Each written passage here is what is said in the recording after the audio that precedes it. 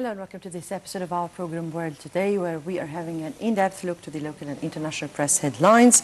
And let me welcome our guest, Dr. Raouf Gaafar, political and economic analyst, and we thank you very much for joining us. Thank you, my dear.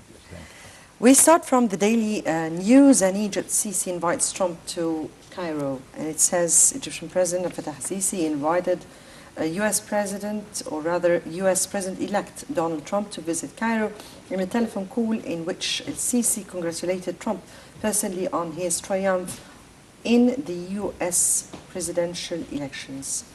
In a statement issued on Wednesday by the Egyptian presidency, Sisi expressed his hope for more cooperation between Egypt and the United States in all fields. I guess I don't know, maybe for me, but I think so, that Trump's victory came by surprise. And I guess many of the world leaders were not really awaiting that Mr. Trump would succeed. However, Trump for the Middle East is seen as a good choice. What we're speaking about in this piece of news from the Daily News here, that President Sisi was the first president to congratulate President Trump for his victory and invited him to Egypt. How do you expect the Egyptian-US relations to be in this upcoming stage? First of all, I want to tell you that I was one of the very few people who expected Mr. Trump to win the elections. I was confident. Well, if you read between the lines, I mean, he's a frank, candid person. He speaks his heart. He never lies. And for the American public, the normal American citizen, he can forgive anything but lying. And I'm sure you know better than me that Mrs. Clinton was doing just that. She was lying all the way. And this, I think, I had a conviction that this was the reason they chose Mr. Trump. And regardless of not having any political background, he never served in any official position. He was always a freelancer and private contractor and developer and real estate businessman anyway. Simply. So I was sure. Well, since the day our president was in the UN and he met the two candidates, you could feel that the chemistry between the two men was okay. So they. You're speaking here about President Sisi and yes, I mean our president, of course, and Mr. Trump. The chemistry went well, and apparently they are speaking the same language. They understood each other, and they liked each other. At least this was my impression. And our president is an intelligent man, so he took the opportunity, and he was the first one to call him overseas to congratulate him on his victory. And of course, as he said, Mr. Trump, he said that he appreciated very much the call of President Sisi, and that he is looking forward as well to meet with him, and he invited him back again to the States. And this is a landmark because maybe 13 years now, an Egyptian president has not been in the White House. Yes, please. So I'm sure that the relations between U.S. and Egypt will definitely get much better, and I'm insisting on the word much, because not that it can't go worse with Clinton on top, it couldn't go except worse. But now I'm sure and confident that it will be better on all sides, political, economic, and everything. Mr. Trump, in his campaign, insisted, or rather he promised, he would focus more on the internal situation of the United States rather than the external incidents happening worldwide. And that was really for the Middle East, meaning that the Middle East has always been looking to the United States as a country that is always into the domestic affairs of ours, that has been behind many of changes that took place in the Middle East, in Middle East countries. Some other countries took that as if the United States is just letting go the relations, or that they are retreating from obligations they had on their shoulders for them. And I'm speaking here about, of course, China, for an instance, and South Korea towards North Korea. And yes, from your point of view, will Mr. Trump be able to deliver what he promised? Because we all know that the United States is a country of institutions, and is a country that is not really that the president is in command of everything, but rather the very effective factors and elements who are really affecting the policies of the United States. From your point of view, do you really think President Trump would really be able to deliver what he promised? I think at least a good part of it. First of all, the Republicans, by default, they always focus on the inside, and they tend to give their attention to the hiring of the levels of standard of living for the Americans. So this is for the internal problems. Outside, you can't forget America is, the United States is still very much the superpower, the only superpower, yes, it at is. least today. So he can't simply wipe out the external activities. But now that he's elected, he has two main advantages. The two houses are, the majority of the two houses are Republicans, yes. so that this will make life much, much easier for him.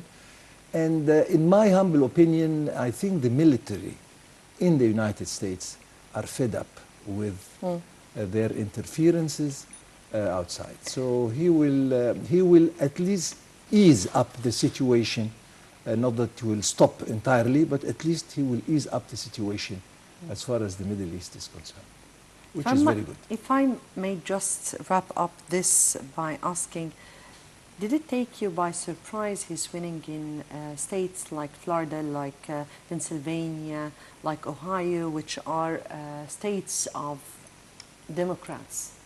Yes, but let me talk about Pennsylvania particularly. This is an industrial state. And they love to have a businessman on top of the administration, because this will again encourage them to get bigger and increase their activity. So I was not surprised with Pennsylvania particularly. Florida, as I understood, and I was in Florida several times, I had the impression that this was a typical Republican state. It only changed at the time when President Bush won against the Democrat by, I don't know, Al Gore, maybe a couple of hundred votes. And this was, again, a big question mark at the time. But it was a Republican state, and I think that he delivered his message well, and he got to the American people better than Mrs. Clinton did. Right. Moving on to Ahram Online, and Egypt secures $2 billion repurchase transaction from global banks. And it says the Central Bank of Egypt has reached a deal to secure $2 billion in financing from global banks. The central bank said the central bank initiated a repurchase transaction with a consortium of international banks for a total amount of funding of $2 billion with a maturity of 1 year. The funds were provided by the banks against the entire amount of newly issued Egyptian dollar-denominated sovereign bonds with maturities of December 2017, November 2024, and November 28, held by the CBE, which are listed on the Irish Stock Exchange. I would really like simplifying things and understanding what does this mean anyway. You remember when we were negotiating with the IMF about the $12 billion loan, extended loan. One of the requests was to see if Egypt was capable of securing $6 billion from other sources. And I think we signed an agreement with China a few days ago, and this is the second one. So this is simply to, again, to prove to the world community that we are capable of repaying our debts, and again, to show more strength to the IMF that we are eligible to take their loans, and we are, I mean, able to repay whatever they are going to give us. You mean here give a boost to, or confidence into our ability to be able to deliver as promised? Exactly. Yes.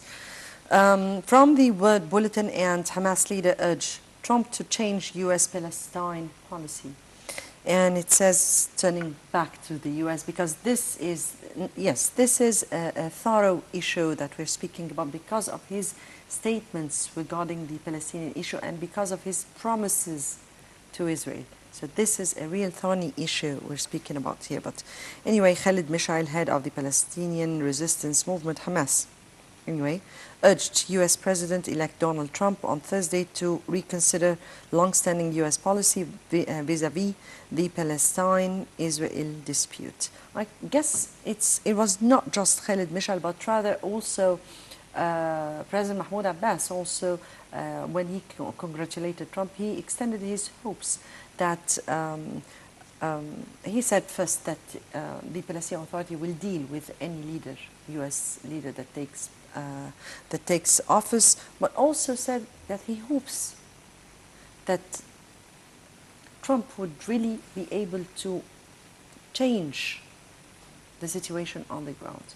However, as we all heard, some of Mr. Trump's promises to Israel in his campaign. This is the core of the Middle East problems. How do you think Trump would deal with that? Let me tell you, the last 4 presidents have made the same promise.